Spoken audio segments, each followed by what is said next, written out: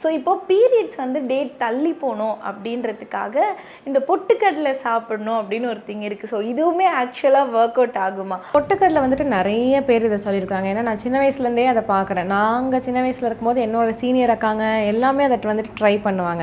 ஆனால் இப்போ நம்ம என்ன அதுலேருந்து ஒரு இது பண்ணால் பொட்டுக்கடலை வந்துட்டு ரிச் இன் ஃபோலிக் ஆசிட், சரிங்களா, நல்லா ஃபோலேட் கண்டென்ட் ஜாஸ்தியாக இருக்குது. ஒருவேளை உங்களுக்கு அனீமிக் என்ன சொல்கிறாங்கன்னா பொட்டுக்கடலை சாப்பிட்டா அனீமியா வந்துடும் அப்படிங்கிறாங்க. ஆனால் இல்லை, அயன் டெஃபிஷியன்சி இருக்கிறவங்களுக்கு பொட்டுக்கடலை கொடுப்பாங்க.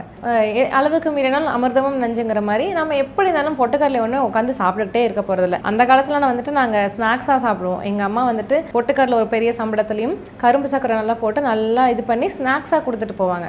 அப்போ நாங்கள் மிஞ்சி போனால் ஒரு நாளைக்கு ஒரு பிடி தான் சாப்பிடுவோம். அப்போ அதனால தான் என்னோட யூட்ரஸ் நல்லா ஹெல்த்தியாக இருக்குன்னு நான் நினைக்கிறேன். ஸோ அது வந்துட்டு ஆன் அ ரெகுலர் பேஸஸ் சும்மா ஒரு பிடி கூட நல்லது தான். அது எந்த ஒரு சைடு எஃபெக்ட்டும் கொடுக்காது. இட்ஸ் ஜஸ்ட் லென்டில்ஸ், லெக்யூம் அப்படின்னு சொல்லுவாங்க. அது நல்லது தான் உடம்புக்கு.